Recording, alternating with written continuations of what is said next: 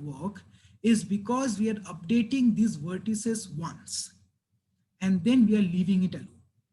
What if we update every vertex every time? So the moment we see A, we do nothing, but the moment we get to B, we again see a distance to A and we are going to update A again, even though A is already visited, we are going to update A if we see a better path or if we see a shorter distance from that is than the current value of A. So even if A is already visited, we would again find A from B and we would update it again and just not consider that it is already visited or not. In that scenario, if we update every vertex every time at every iteration, we get the algorithm that can work with negative edges as well. So this is the algorithm behind an algorithm called Bellman-Ford algorithm. Yes, pick the min of the distance at every look. Exactly. And it needs to update every vertex at every point because it can find some negative edge somewhere that can actually change the values of all the vertices everywhere else. Would the negative distance have any practical application? Well, you can imagine a negative distance as being a path that is beneficial to take. Okay, so you can imagine a negative distance as, let's say, in terms of navigation through different cities. You can imagine a negative distance to contain paths that have more fuel stops or have better network coverage or things like that. It's basically something that you can add preference to in your graph. Does that make sense as to why we might need negative edges as well? Because we are trying to say that if I go this, maybe I get paid. If I go from S to A, I need to pay the flight fees. If I go from S to B, I need to pay the flight fees. But if I go from B to A, United basically pays me to go there. Something like that. Okay. And I know that is a very bad example, but I'll figure out a nicer example. So, one thing that we need to care about is, yes, we can update every vertex every time, but negative vertices or negative edges can also be useful or can also create a lot of problems. Well, remember, so Vamsi, I have a nice example now.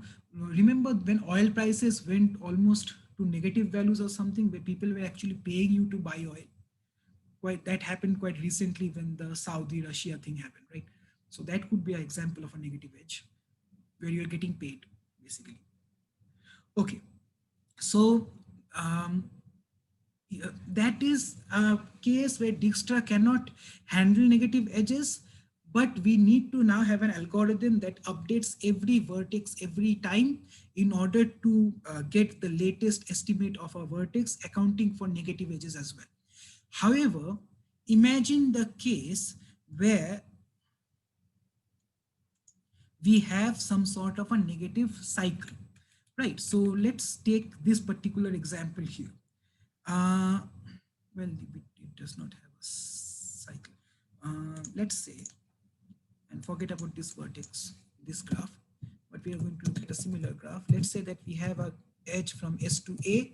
Again, it will have three vertices. So S to A has a weight of -1. Let's say A to B has a distance of -1. And we have a cycle that goes from B to S as well. And that has a distance of -1. So in this scenario, can someone tell me what is the minimum distance or the shortest path from if I wanted to go from S to the node B, or let's say S to the node A? Is it -1?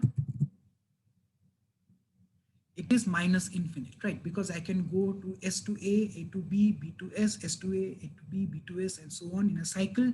And I can get minus infinite values in order to get my distance to A.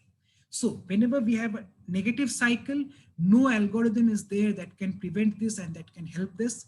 However, if we have negative edges, but we do not have cycles that end up being a negative, overall negative value, then we can apply this next algorithm that we are going to talk about, that is Bellman-Ford's algorithm.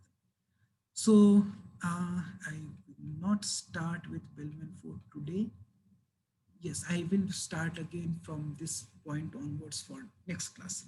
So yes, yep, I guess that's it for today. So we talked about BFS algorithm that uses a different search approach than your traditional DFS algorithm. The depth first search inherently used a call stack, or basically used the stack data structure to cover all the children first and then come back to the parent. Here we are just using a different data structure, that is a queue, and that essentially allowed us to find the shortest path, because we are just going to explore neighbor one set of level of neighbors at a time. Now we also talked about different edges having different weights, and in that scenario we used something called a priority queue instead of a traditional queue, and everything else is still the same, but now that allowed us to work with edge weights and distances to a particular location, and that gave rise to the algorithm Dijkstra.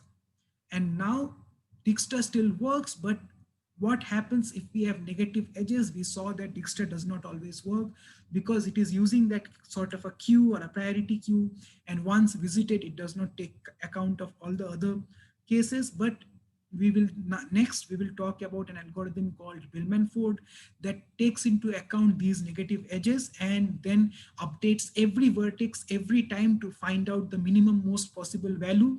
If it has detected a new negative edge, it also needs to update other vertices as well, and then finds out all those algorithms. So I guess that's it for today. I'll stop recording.